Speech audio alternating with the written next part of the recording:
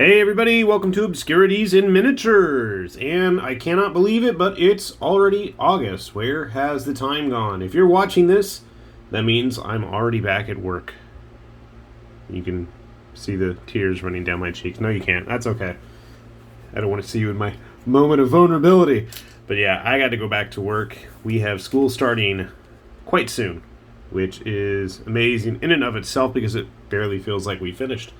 So as I'm prepping for that, it's been kind of a low-key week in terms of hobbying, partly because I managed to gnarl my fingers all up, going and deep cleaning out my barbecue, and managed to like totally thrash my nails, which was really fun, and they still have like grease that does not want to get out of there. Anyway, enough about me. Let's talk about models. So the first thing we've got this week is the sole contribution from Mr. Percival Sparkletrout, and that I want to call it Cerebrax. This is from Maker's Cult, and it's part of their Iron Hive line, and it is coincidentally painted up like most of the other robots that Sparkletrout has been painting. And unfortunately, I don't have any of the other ones handy. I gave them all back to him.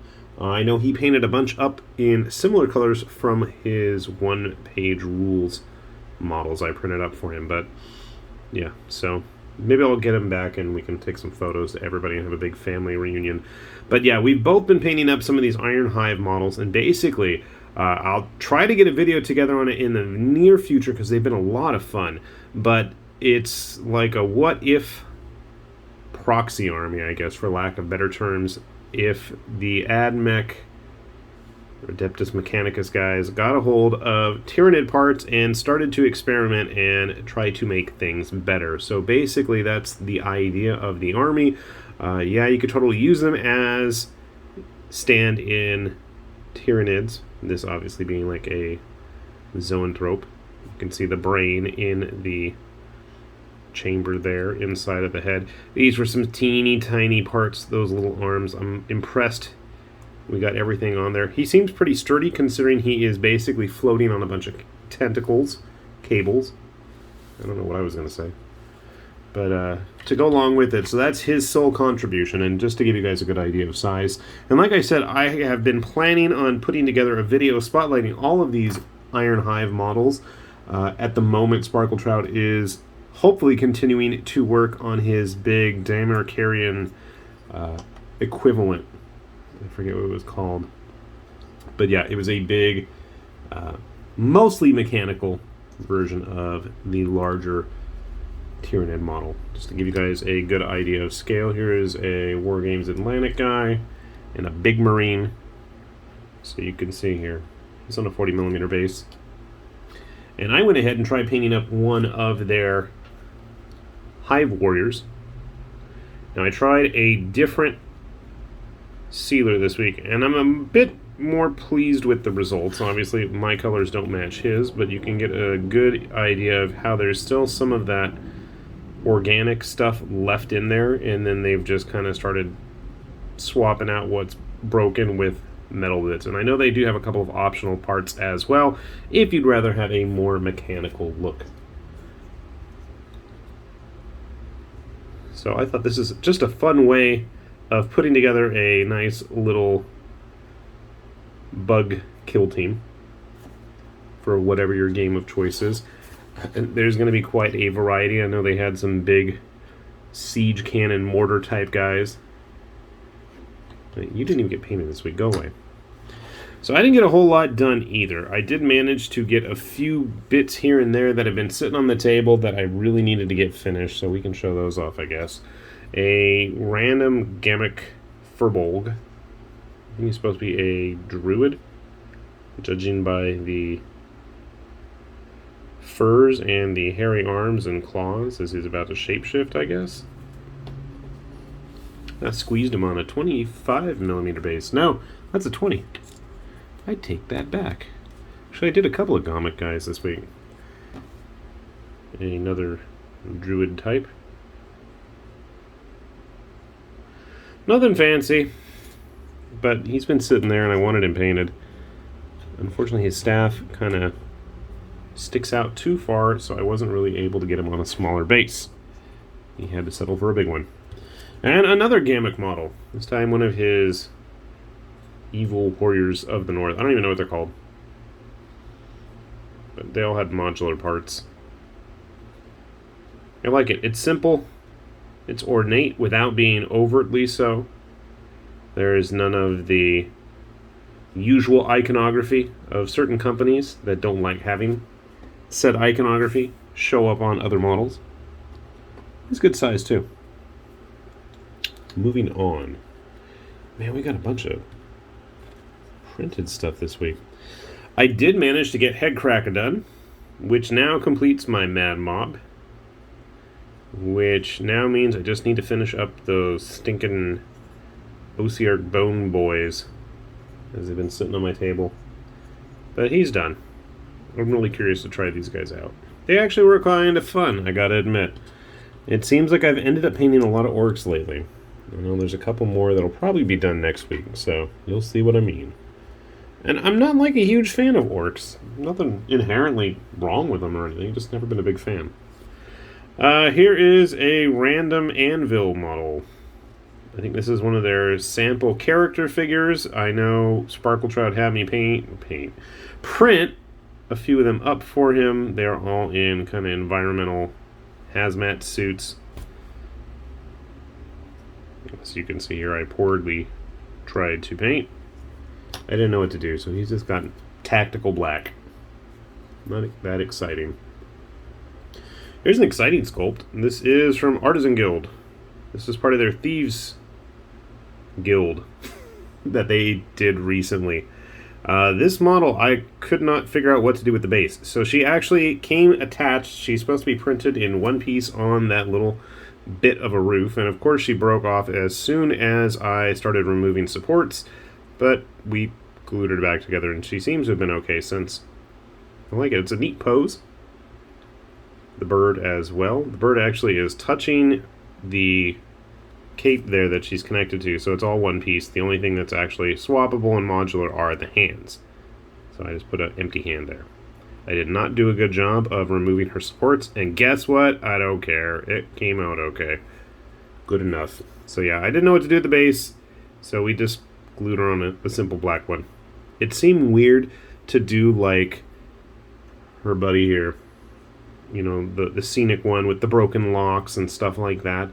It just seems strange to have that and then have a bit of the roof hanging around as well. But I guess she's going to be traveling with it anyways anytime I use her on the table. So that's her problem, not mine. Oh, here's something totally random. So I started going through and painting up some of those Dungeons and Lasers stretch goals.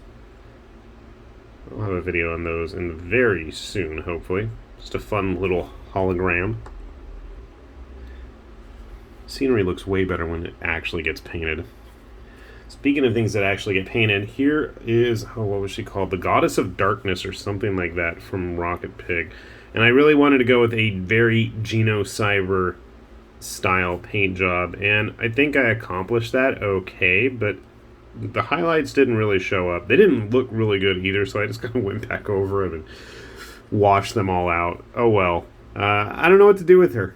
I probably should brighten up some of the purples in there with a lighter purple, but that greenish blue, I don't have a whole lot of colors that really match it.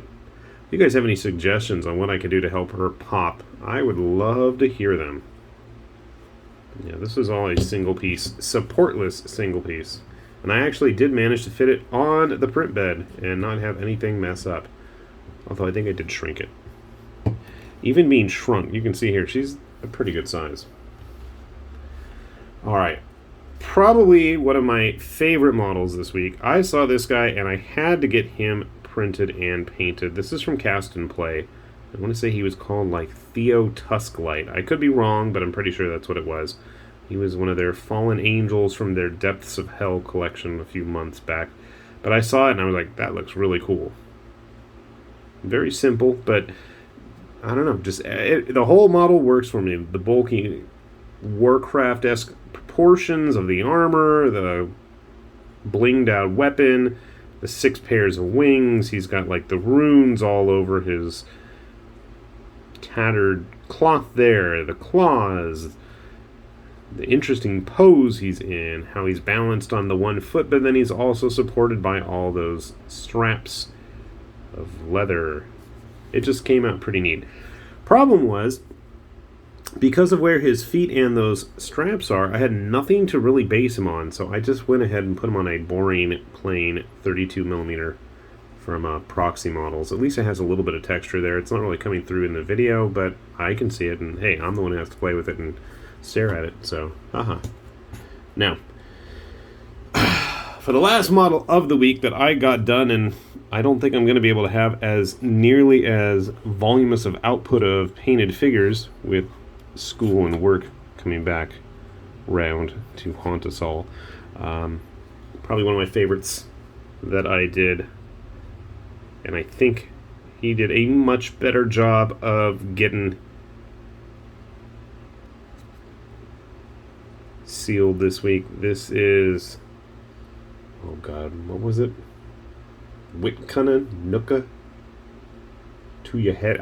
He had a crazy name. It's from Artel W, but just all the little details on this guy. I ended up not making it a toilet paper roll, but I know we have the sculptor chime in here. You got to put a toilet paper roll on one of these guys. I love the detail of this. I know I saw Artel had a new big ol', Gazgul style orc, but I don't know. It looked nice, but it didn't match the style of these guys. And this guy, to me, just perfectly encapsulates a space orc style model. I really liked this. It's got the squashed, broken knight body underneath him there. So you can actually see some of the metallics actually came through, so that's a plus. I noticed the local hardware store decided to stop hiding all of the spray paints behind the big safety cages, and it's just out there to be able to be purchased again. So I was like, oh, cool. You got $4 bottles that are like 3 times the size of the Tamir GW stuff. Well, shoot, I'll take one of those. And it came out pretty decent. I gotta say, I really like this guy enough that I'm actually still seriously contemplating picking up his buddies. And I mean, even if I get another one of these guys, I could probably totally build them differently with the guns. And it's almost a completely different model. And if I wanted to swap out one of the arms, that's what I'm really curious about, is this guy and the other 2 models that came out at the same time with him. And I know Artel had him in a bundle as well, but I really do wonder how compatible they would be, because if you could use these arms on the other torsos with the amount of heads, there were like 9 different heads I think they ended up sculpting for these 3. I mean, you could totally come up with a brand new whole crew of these guys. And he's big. That's on a 40mm base, and he's just, I mean, he is an impressive model. So I thought that was a nice way to cap off the week, and a nice run for the duration of the summer. We got a lot painted. At least I got a lot painted. And hopefully, with the craziness out there, everybody is still trying to stay safe. It's going to be very interesting having kids back at school, at least as of yesterday. That's what I heard we're doing. So if it's anything like the last 2 years, it could change any moment. But yeah.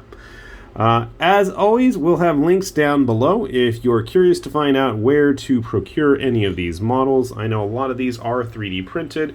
My apologies to those of you who do not have 3D printers, but as always, my recommendation is, I don't know why we did that, take a look, because those things keep getting cheaper and cheaper. I'll put a link down below, because I know people keep asking me what kind of model I use. I use a Frozen Sonic Mini, and I mean, I think it's around like $200 at this point. And if it isn't at this point, it probably will be again in the near future. And yeah, it may not have the biggest print bed, but it really does get the job done. And I'd say, if anything, it's a nice little learning one as well.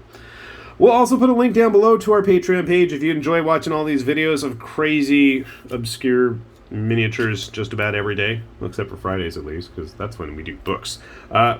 We're always happy to have contributions and help from everybody out there in the community. And it is always much appreciated in helping track down more Obscurities. With that said, this has been High Lord Tamberlane with Obscurities in Miniatures, saying thanks for watching, and we will see you back here soon. Bye-bye!